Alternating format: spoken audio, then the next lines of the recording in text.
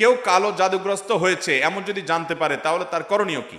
এ বিষয়ে আমরা বিভিন্ন জায়গায় প্রশ্ন পাই। ভালো করে শুনে রাখেন, বিশেষ করে আপনারা পুরান ঢাকার কাছাকাছি এলাকার মানুষ। পুরান ঢাকায় সবচেয়ে বেশি, চট্টগ্রামে প্রচুর পরিমাণে আছে। আমাদের দেশে এখন ব্ল্যাক ম্যাজিক, কালো জাদু যেটাকে আমরা বলি, এই কালো জাদু টোনা এগুলো এই পরিমাণ বাড়ছে। আমি সারা দেশে ঘুরে বেড়াই, শত শত হাজার হাজার মানুষের প্রশ্ন আমার কাছে আসে। প্রতি সপ্তাহে এভারেজ আমার কাছে অন্তত 25 থেকে 30 হাজার প্রশ্ন মানুষের আমার কাছে আসে। আলহামদুলিল্লাহ, শুধুমাত্র শুক্রবারের লাইভে আমাদের 15 থেকে 20 হাজার এক ঘন্টার মধ্যে প্রশ্ন আসে। এই হাজার হাজার প্রশ্ন নিয়ে আমরা কাজ করি। মানুষের অবস্থা আমি জানি এই প্রশ্নগুলোর মাধ্যমে। এই দেশে প্রতিটা ঘরে ঘরে ব্ল্যাক ম্যাজিকের রুগী আছে। আল্লাহ যাকে বাঁচাইছে তারা ভিন্ন, কিন্তু আমি দায়িত্ব নিয়ে বলতে পারি ম্যাক্সিমাম ফ্যামিলিতে ব্ল্যাক ম্যাজিকের রুগী ভরা, আমরা টেরও পাচ্ছি না।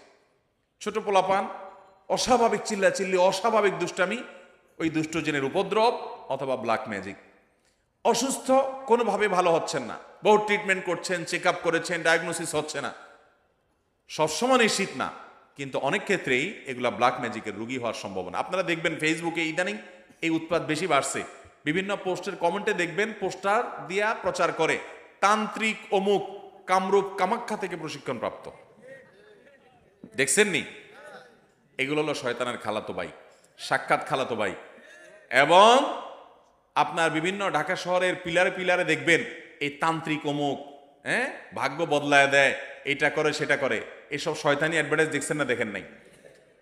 ব্ল্যাক ম্যাজিক এটাকে এক সময় আমাদের এক শ্রেণীর শিক্ষিত মানুষ বলতো যে এগুলো হুজুরদের আজগুবি কথা, কিসের আবার ব্ল্যাক ম্যাজিক, দেখা যায় না, শোনা যায় না, বুয়া বোগাস কথাবার্তা। ভাইরা আমার, এই যে কদিন আগে বিশ্বকাপ ফুটবল শেষ হয়ে গেল, আমি নিজে অনেকগুলো মিডিয়াতে দেখেছি বিশ্বকাপ ফুটবলে অনেক বড় বড় খেলোয়াড়দেরকে দুর্বল করার জন্য প্রতিপক্ষের খেলোয়াড় বা বাজিকরেরা, বিভিন্ন লোকেরা ব্ল্যাক ম্যাজিক করেছে এবং কোটি কোটি টাকা খরচ করে ব্ল্যাক ম্যাজিক করে তাদেরকে অচল করে দেওয়ার চেষ্টা করে। আর এই বিশ্বকাপ অনেক দূরে রাখেন, আমার দেশে আসেন, একটা খেলা আছে, নাম হলো পাতা খেলা। আপনি গুগলে সার্চ দিয়ে যে পাতা খেলা দেখলে আপনি পাবেন। আমি সার্চ দিয়ে অন্তত 2-4-5টা জাতীয় দৈনিকের রিপোর্ট, প্রতিবেদন, এই খেলার আদ্য পান্ত জেনে তারপরে কথা বলছি। আমি আলহামদুলিল্লাহ ওই ফেসবুকে ঠুনকো ঠানকো কোথায় কি পাইছে টাইছে এগুলো নিয়ে আমি কথা বলি না, বক্তব্য দেই না। আমি চেষ্টা করি যেটা বলবো সেটা জেনে শুনে দায়িত্ব নিয়ে তারপরে আমি বলার চেষ্টা করি। এই পাতা খেলার উপরে আমি অনেক পড়াশোনা ঘাটাঘাটি করেছি, অনলাইনে অনেক আর্টিকেল পড়েছি, অনেক প্রতিবেদন পড়েছি। আমাদের দেশে হয়, আপনার উত্তরবঙ্গের দিকে বিশেষ করে হয়, অনেক জেলাতে। এই পাতা খেলাটা অবাক করা এক খেলা, যে এটা পুরাটাই ওই জাদু মন্ত্রের খেলা। এবং এটা আমাদের দেশে অনেক আগে থেকে একসময় হিন্দুদের মধ্যে প্রচলন ছিল। এখন মুসলমানরা এটা কোনো দোষী কিছু মনে করে না, পড়তেছে রীতিমতো কুফুরি এবং ইমান চলে যাওয়ার মতো বিষয়। এখানে কুফুরি কিছু মন্ত্র আছে, শয়তানি কিছু মন্ত্র আছে। শয়তান আমরা যাকে দেখি না, এটা আরেক আলোচনা, ঘন্টায় ঘন্টা আলোচনা করতে হবে, শয়তান নিয়ে আজকে আলোচনা করব না। এই শয়তানের মন্ত্র, কুফুরি মন্ত্র, এই মন্ত্র পাঠ করার মাধ্যমে এই অলৌকিকত্ব দেখা যায়। কি হয়েছে, একটা লোকের নাম দেয় পাতা, আসলে ওইরকম আদতে কোনো পাতা না, একটা ব্যক্তি। তো ওই ব্যক্তিকে দূর থেকে একজন জাদুকর, সে মাটিতে এরকম মন্ত্র পড়ে। ওই যে যারে নাম দিছে পাতা, সে নিজেও জাদুকর। তার কাজ হলো সে মন্ত্র পড়ে পড়ে নিজেকে এক জায়গায় ধরে রাখবে, আর এর কাজ হলো ওরে মন্ত্র পড়ে পড়ে একটা দাগ দেওয়া আছে, দাগ পর্যন্ত নিয়ে আসবে, টেনে নিয়ে আসবে মন্ত্রের কারণে। অবাক করা বিষয় না? এবং সত্যি আনতে পারে, এই মন্ত্র দিয়ে আনে।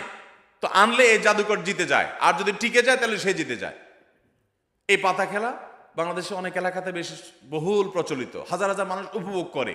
এই যে কুফুরি কালাম পড়ে অনেক অলৌকিক কাজ করা যায়। একটা আস্ত সুস্থ মানুষ অসুস্থ হয়ে একদম কবর পর্যন্ত চলে যাবে, টেরও পাবেন না, ভয়াবহ রোগ হবে এই ব্ল্যাক ম্যাজিকের কারণে।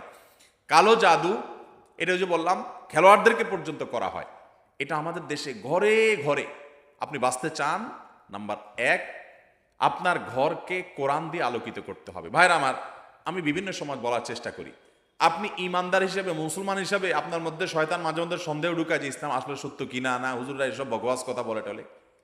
আপনার ইমানের মধ্যে যদি কোনো প্রকার সংশয় শয়তান সৃষ্টি করতে চায়, আমি আপনাকে দায়িত্ব নিয়ে আল্লাহর শপথ করে বলতে পারি, এই কোরআন হলো এমন এক জীবন্ত মিরাকল, জীবন্ত মুজিজা। এই কোরআনের অলৌকিকত্ব দেখার পর আপনি ইমান আনতে বাধ্য হবেন। পৃথিবীতে যত বেঈমান মুসলমান হয়, যত কাফেররা ঈমান আনে, তাদের বেশিরভাগ দেখবেন এই কোরআন যখন নির্মোহভাবে আগাগোড়া পড়ে ফেলে, সে এর কাছে মাথা নত করা ছাড়া কোনো উপায় থাকে না।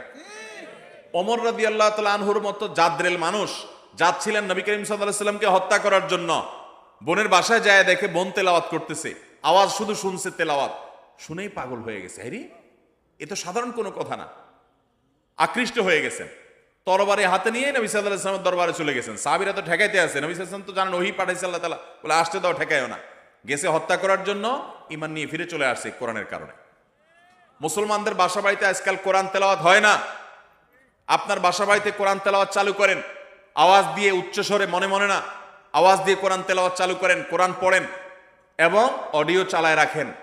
ব্ল্যাক ম্যাজিক, দুষ্টজিনের উপদ্রব থেকে বাঁচার জন্য এটা মহৌষধ।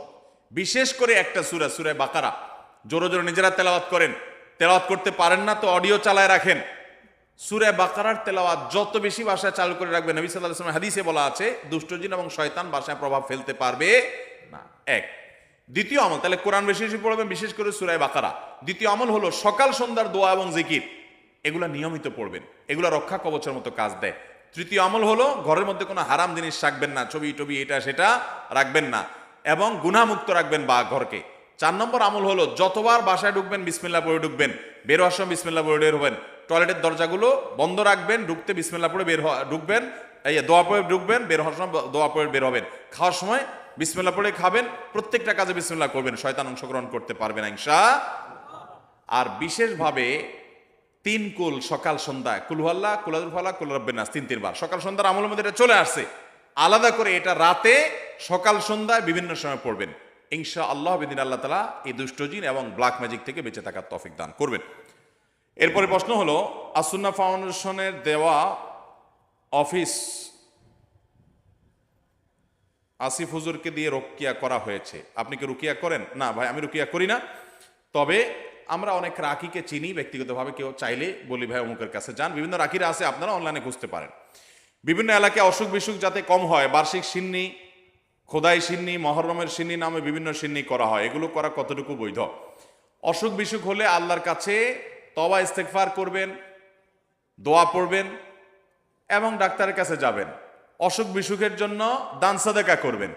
কিন্তু এই যে আপনার সিন্নি দেওয়া মানে হলো, ধরেন আপনার এই উপলক্ষে মিলাদের আয়োজন করলেন, নবী করিম সাল্লাল্লাহু আলাইহি ওয়াসাল্লাম বা সাহাবা একরামকেও এরকম অসুখ বিসুখ হলে, বিপদ আপদ হলে এরকম কোনো কাজ করতেন বলে আমাদের জানা নাই। বিধায় খেয়াল রাখতে হবে যে এগুলা কোনো সুন্নাহসম্মত আমল না।